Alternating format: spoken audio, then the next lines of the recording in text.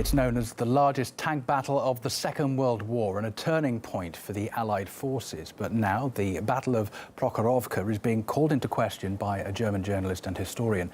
He claims that there was no massive struggle of attrition back in 1943 or Red Army victory. Sven Felix Kellerhoff's findings are based on British and German historians using newly released US archive pictures, who say the Red Army succeeded in defeating only 5 Nazi tanks, while the Soviets lost more than 200.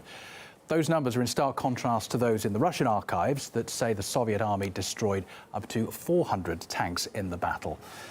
Let's talk now to Bruno Drewski, who's a political analyst. Hi there. I suppose our historical knowledge changes as evidence comes to light over the years, but this change in the numbers, does it risk undermining the undisputed fact that this battle was still a turning point in the war? Of course not, because it's obvious it was a turning point, because from this battle up to the end of the war, German forces lost initiative and Soviet forces took initiatives. Of course, we can change our mind about details, and very important ones, about losses, especially German losses and Soviet losses. But on the strategical point of view, it doesn't change the basic results. Of course, if we analyze things on the human aspects, how many losses were on one side or the other side, things can change. But what cannot change is that the Soviet recovered from that time up to the end of the war, and from that time German couldn't recover and were put on defense side. So it doesn't change a lot. It's just, political situation makes sometimes historian be linked with different modes and different trends, but basically, what we know happened during the war is always more or less confirmed later, even if details can change. That political focus that you're mentioning there, that's today, is there a danger that Kellerhoff's findings, though, will draw focus away from the deaths and sacrifices of 70 years ago? Yes, of course. The question, the question that Soviet did won the war is unquestionable. The question is the price of this victory. And of course, the question is also political, because we know that Second World War is the fundaments of the legitimacy of Soviet Union, of course, but also of nowadays Russia.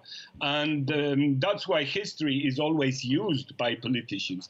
What I would prefer, of course, is something like a scientific conference with Germans, Russian, British, and other historians discussing those questions, not articles in some medias. We need very strong discussion and very long-term works in the archives.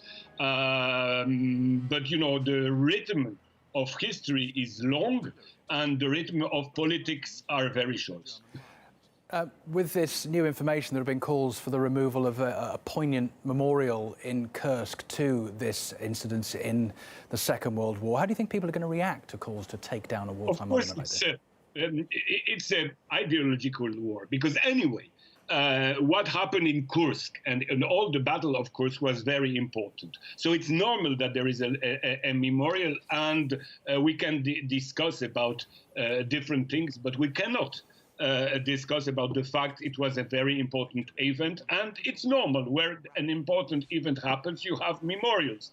We can even change, our minds about, even now we change our minds about the Verdun battle during the First World War, but nobody would think that you have to take out a memorial of the Verdun battle because historians have changed their appreciation of different aspects of this battle. Same thing, for Austerlitz battle or Waterloo battles and so on.